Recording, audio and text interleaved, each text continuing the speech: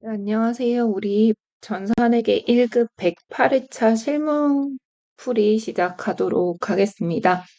문제지는 블로그나 전산회계 사이트에서 다운받아서 들어오시면 되고, 아래쪽에 제가 링크 남겨둘게요. 이론 문제 여러분들 한번 풀어보시고 주면 되고, 저희는 실무부터 한번 해보도록 하겠습니다. 파일 설치는 여기 업로드 되어 있는 압축 파일 푸시면 여러 개 파일들 나올 거예요. 나와 있는 것 중에 3교시 들어가셔서 텍스 파일 설치해 주시면 되고, 설치하실 때 아마 감독관 확인 번호 넣으라고 뜰 거거든요. 여기 있는 기출문제 설치 안내 들어가셔가지고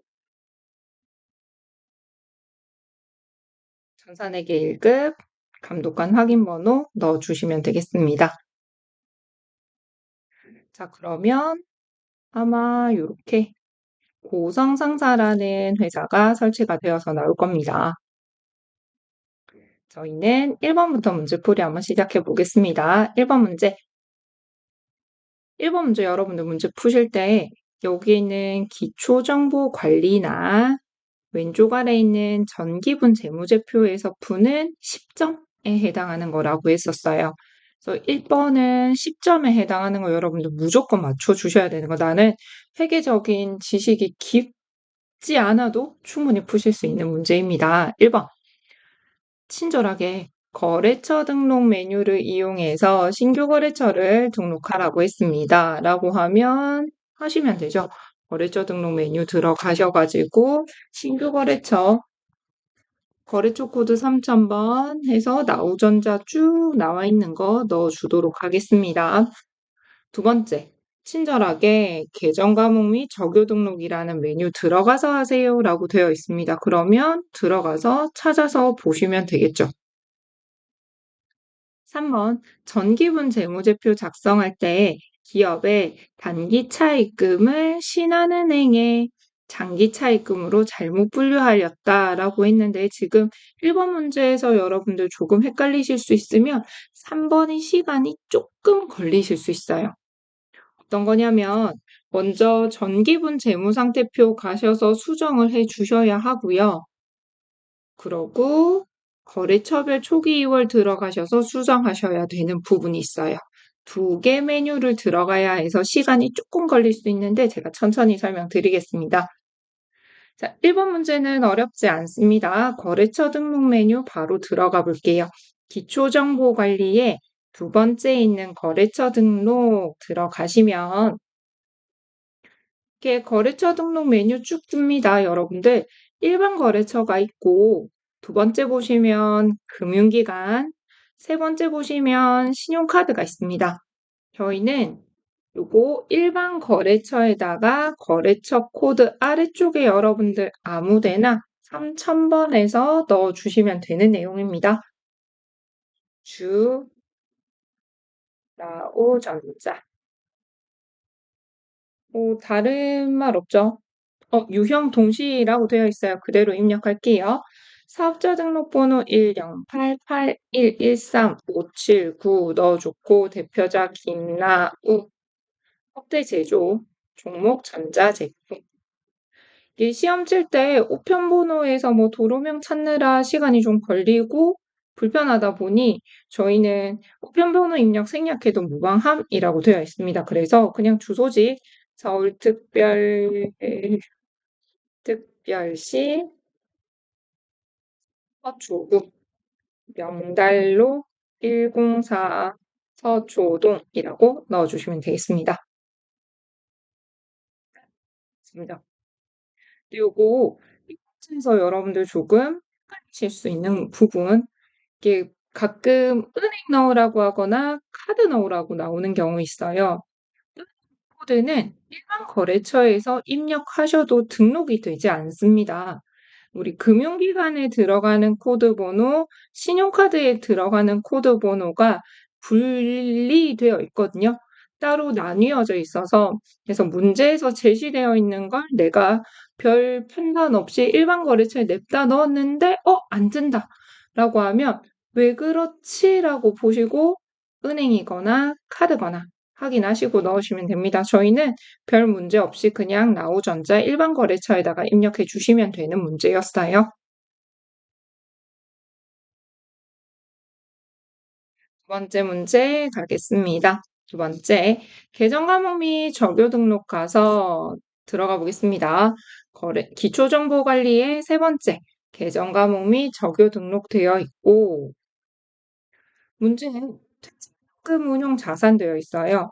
우리 퇴직금 운용 자산 이렇게 해서 내려가시면 180, 여기 투자자산 파트 있거든요. 근데 나는 시험장에서 문제를 풀려다 보니 퇴직연금 운용자산이 투자자산인 게 생각이 안 난다라고 하면 여러분들 여기 아무 코드 번호에다가 놔두시고 컨트롤 F 누르시면 찾기 창 뜹니다. 그러면 우리는 여기 찾을 내용에 퇴직연금 운용자산이라고 해서 엔터 누르시면 투자자산에 있는 퇴직연금 운용자산 찾아줘요. 그래서 이 계정 과목뿐만 아니라 이게 문제상에서 코드 번호는 없는데 나는 이 코드 번호가 몇 번인지 모르겠다. 어느 분류에 속하는 계정 과목인지 모르겠다라고 하면 컨트롤 F 누르셔서 찾으시면 됩니다. 천천히 볼게요. 우리 문제상에 대체적요 1번에다가 넣어주래요. 죄송해요. 다시 퇴직연금 운용자산에 186번에다가 커서 놔두고 대체적요에 1번. 요거 시험 치고 오면 너무 아깝게 현금 적요에 쓰시는 분들 있거든요. 눈 뜨고 문제 풉니다. 현금 적요고 대체 적요예요. 아래쪽에 대체 적요에다가 여러분들 넣어주시면 되겠죠? 제조, 관련, 임직원, 확정급여형, 퇴직연금, 부담금, 납입. 우리 뭐 이 내용 어떤 내용인지 자세히 아실 필요 없습니다. 그냥 입력만 하시면 3점이에요. 끝.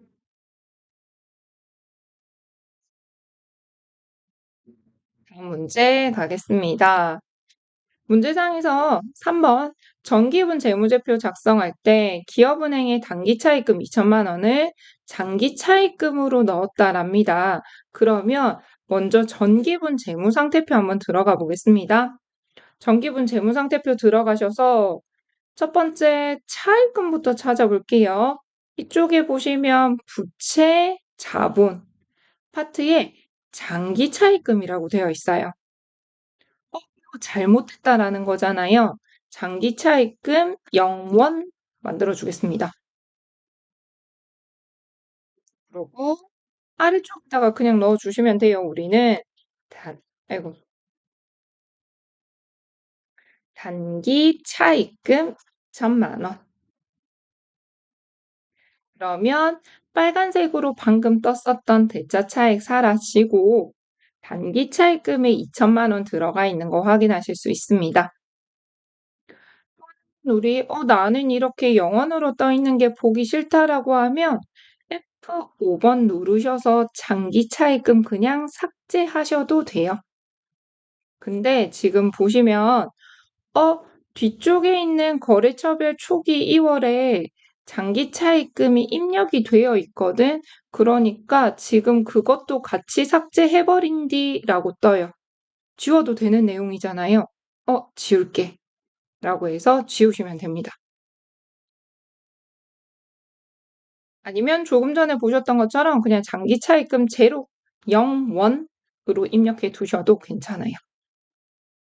자, 그러면 저희 여기서 두 가지 있어요. 하나는 장기 차입금 0원으로 만들거나 삭제해 주시고, 하나는 단기 차입금에 2천만 원 넣어줬습니다. X. 어디까지 보신 거냐면, 얘 보신 거죠. 전기분 재무상태표 수정에 거래처별 초기 2월 수정하러 가도록 하겠습니다. 전기분 재무제표 가셔서 거래처별 초기 2월 들어갑니다. 지금 장기차입금 안 보이시죠? 장기차입금 확인하려고 저는 F2번 눌러서 장기차입금 불러오려고요. 없대요. 우리는 불러올 장기 차입금이 없대요. 그러면 삭제했기 때문에 안 불러지는 거예요. 넘어가시면 돼요. 단기 차입금 가겠습니다.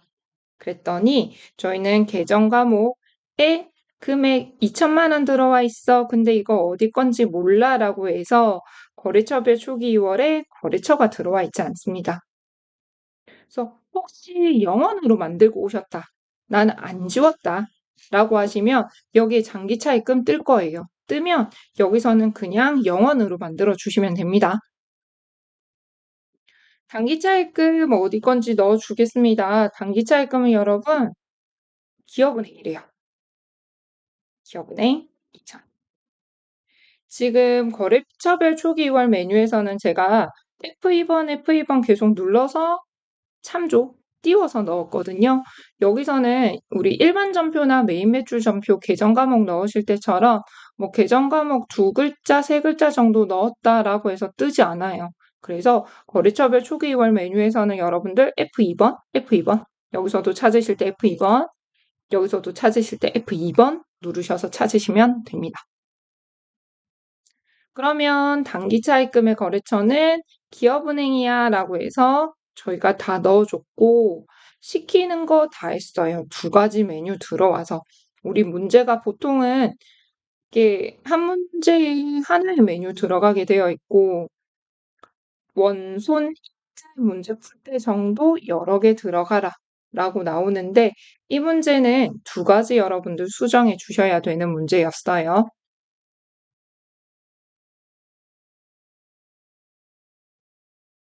넘어가 보겠습니다. 저희는 일반 전표입니다. 여러분들 우리 일반 전표 입력하실 때 주의하셔야 될 내용들이 있습니다. 보시면 첫 번째 날짜 입력이요.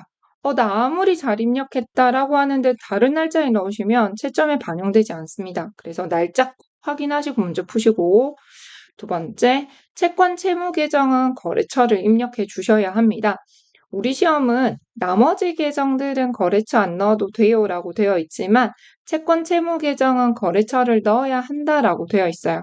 그래서 여러분들 넣어 주셔야 하고 비용 계정 입력하실 때 생산, 공장, 제조 공장이랑 관련된 얘기다라고 하면 500번대, 영업, 본사, 판매랑 관련된 얘기다라고 하면 800번대 비용 계정 넣어주시면 됩니다.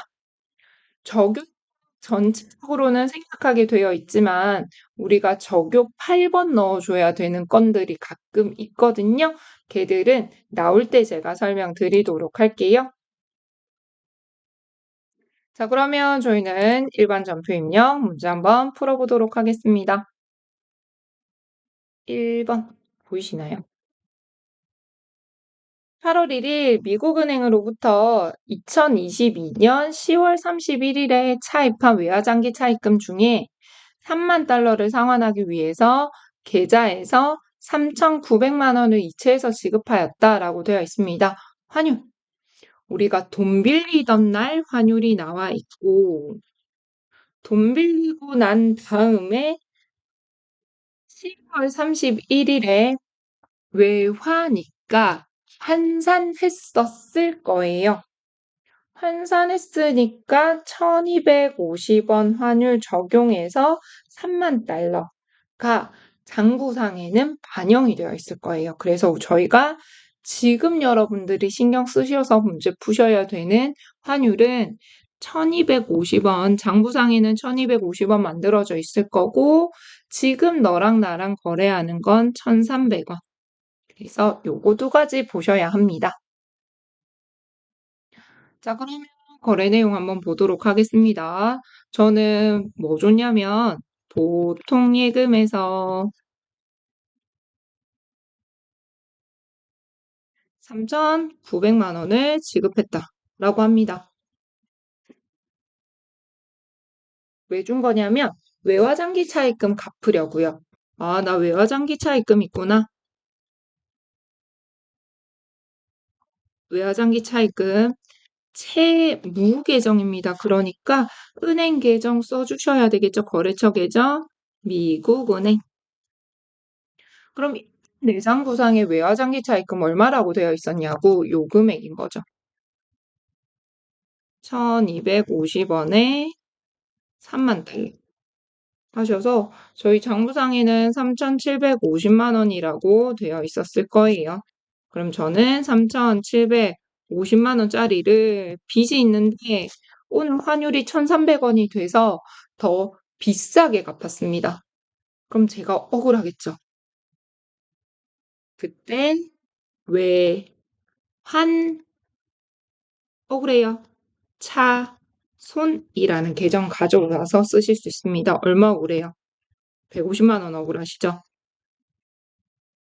그래서 이 문제 나왔을 때 많이 틀리시는 게 제가 이거 수업 시간에 외우세요라고 설명을 드리기는 한데 외화 환산 손실 또는 외화 환산에서 생긴 이익 문제는 여러분 여기 2번 문제에서 나올 수가 없어요. 왜?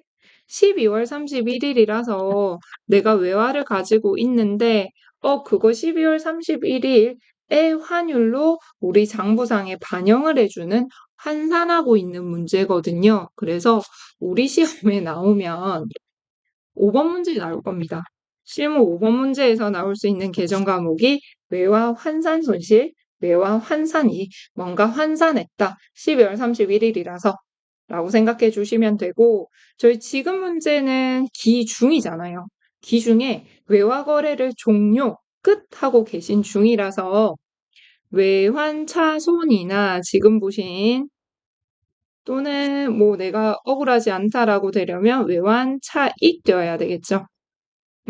얘는 여러분 실무 2번에 나올 수 있습니다. 제가 수업 시간에 이제 수업을 할 때는 이론 문제 수업할 때는 막 설명을 드리지만 이제 실무로 왔다?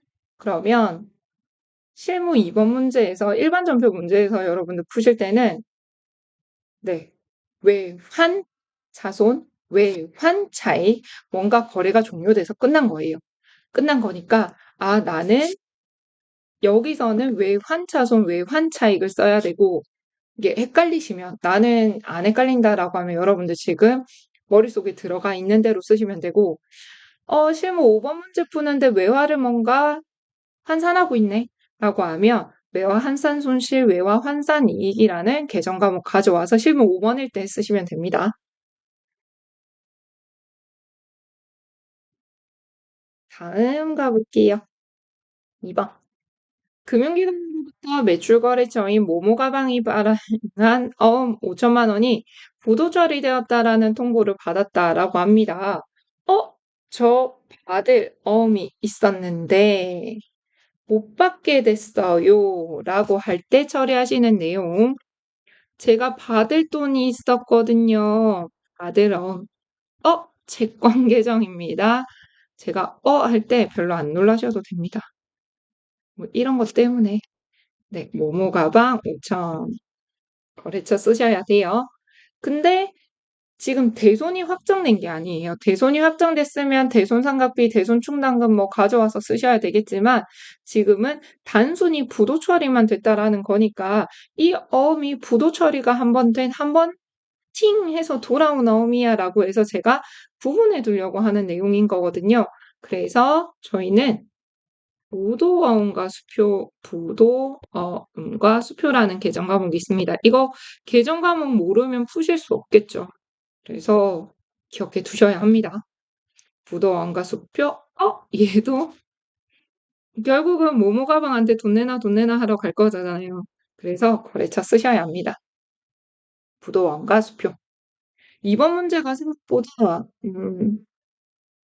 많이 틀리시는데 대손 쓰시는 경우 제일 많아요. 대손 쓰시는 경우 많고 계정 과목 몰라서 못 푸시는 경우 있거든요. 그냥 단순 부도 처리되었다라고 하면 부도원과 수표라는 계정 과목 쓰셔야 되니까 기억해 두시면 되겠습니다.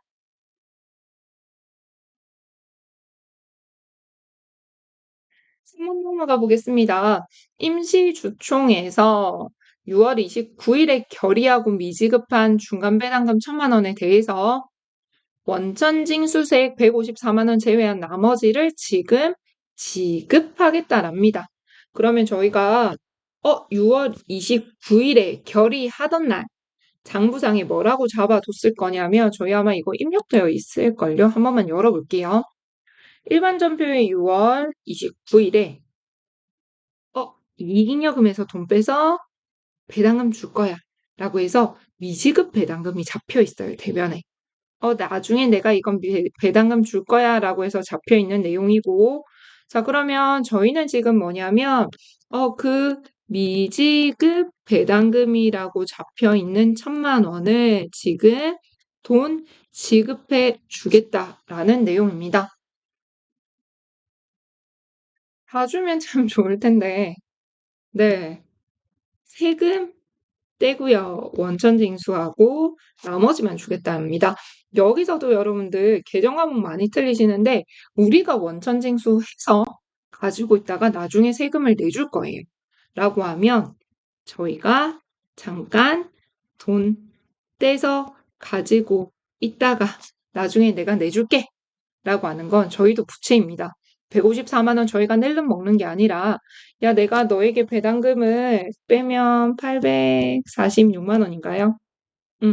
내가 너에게 1,000만 원 배당금을 주고 싶은데 세금을 내야 해서 154만 원은 떼고 나머지 846만 원만 너에게 지급해 줄게. 그러고 내가 나중에 어느 날 154만 원에 대한 세금은 내가 낼게. 제가 대신 나중에 세금을 낼 거예요.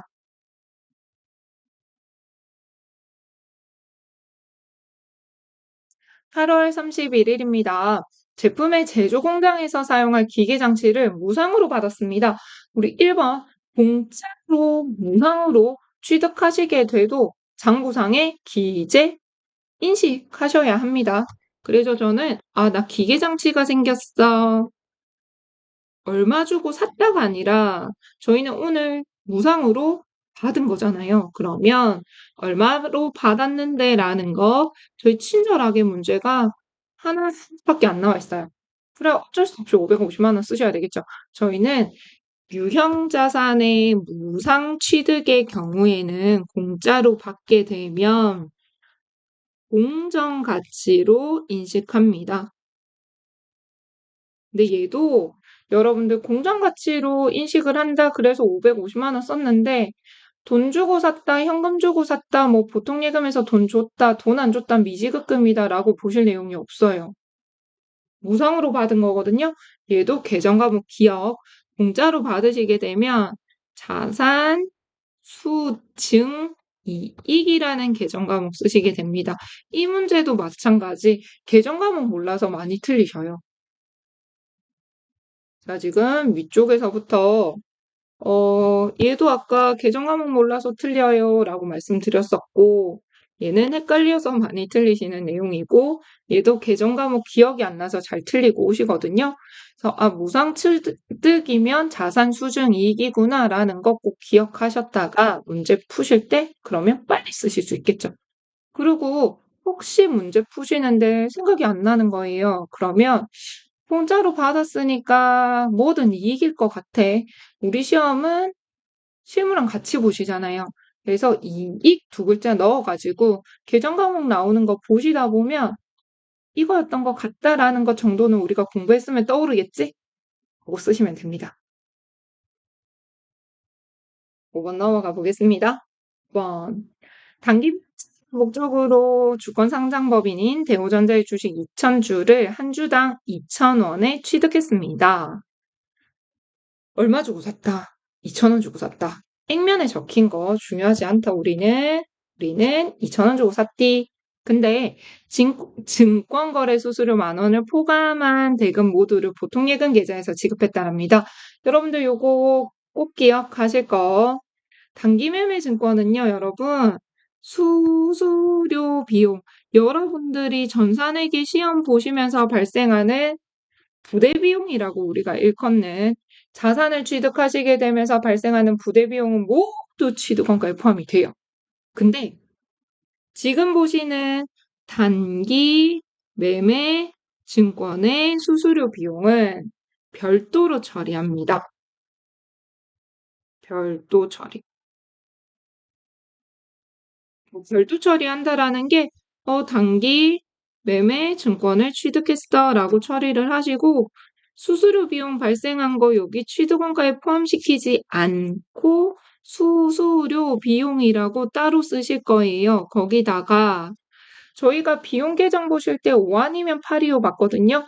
제조랑 관련된 거, 생산이랑 관련된 거 5, 영업활동이랑 관련된 거 8.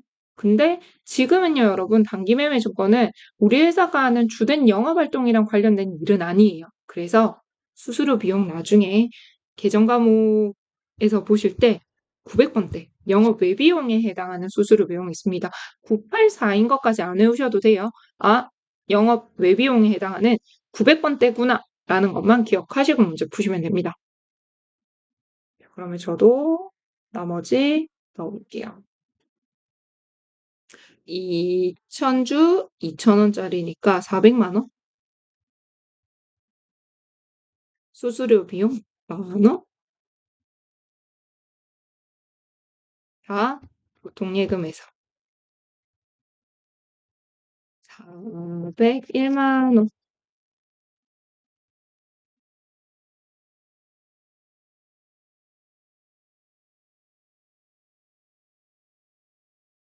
넘어가도 되나요?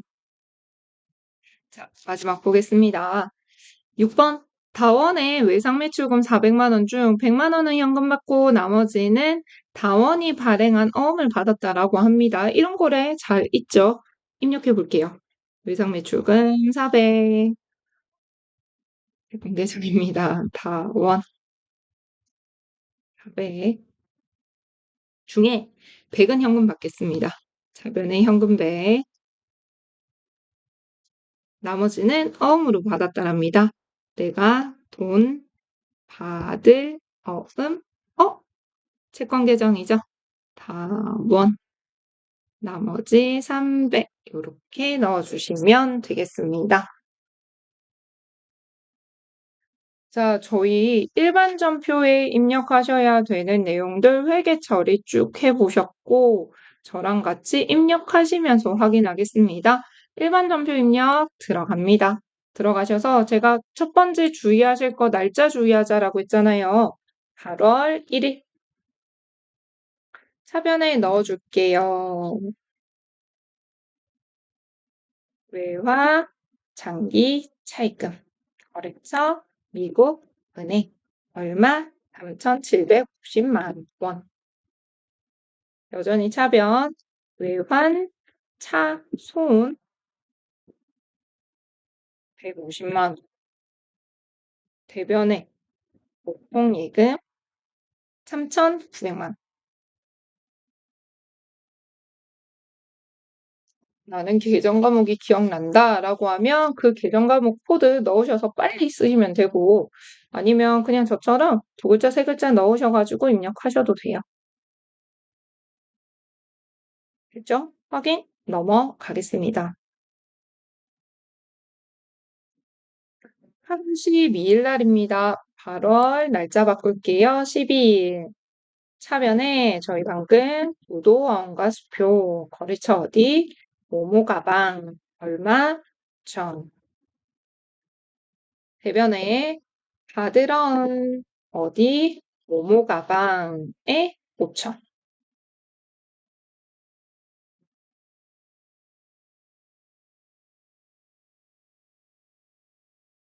넘어갑니다. 8월 23일입니다.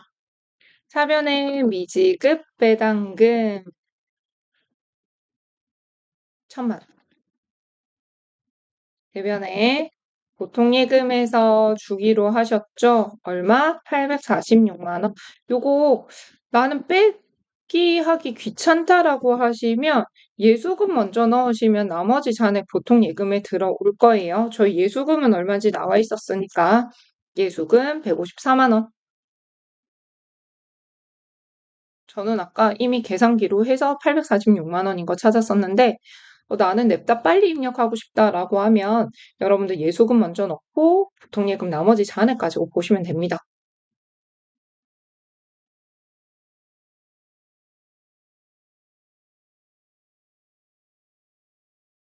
(8월 31일) 보겠습니다. 차변에 기계장치 550짜리 공짜로 받았어요. 제가 아까 말씀드렸죠? 생각 안 나면 이익 해두고요. 뭐 이익 들어가 있는 거 쭉 나올 거예요. 그래서 쭉 보다 보면, 이거였던 것 같은데?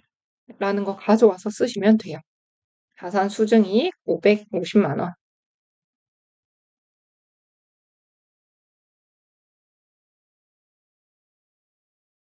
다음 갑니다. 9월 11일. 차변에 쓰겠습니다. 단기 매매 증권 400만 원. 쪽 차변에 수수료 비용. 여러분들 수수료 비용 가면 여러 개 있잖아요. 저희는 900번대 있는 수수료 비용 가지고 옵니다. 만 원. 대변에 모두 뭐에서 줬다? 보통예금에서 401만 원 줬습니다. 그래서 요 입력하실 때, 단기 매매 증권 입력하실 때 많이 틀리시는 내용은 지금 보신 수수료 비용 별도 처리한다 라는 거 꼭 기억하시고 900번대 수수료 비용 써야 된다 기억하시고 저희가 매도가 증권이나 만기 보유 증권에 대한 회계 처리는 저희 전산회계 1급에서는 깊게 들어가지 않거든요. 그래서 시험 출제 빈도가 되게 낮아요. 이렇게 나오면 엄청 쉽게 나오고. 근데 단기 매매 증권은 자주 출제되니까 여러분들 개념 꼭 알고 계셔야 합니다. 9월 13일 가겠습니다.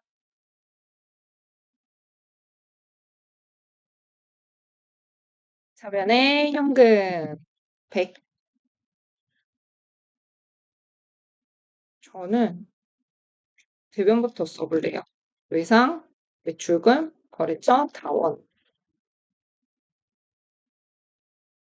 400. 뭐든 쓰셔도 상관없으셔요. 고, 사변에 현금 받고 100. 나머지는 어음으로 받았다. 아들, 어음, 다원. 네, 뭐 순서 어떻게 쓰셔도 상관은 없으십니다. 그냥 한번 바꿔 써봤어요. 어쨌든 외상 매출금과 받으러움에 거래처가 다 들어가 있어 줘야 한다. 라는 거.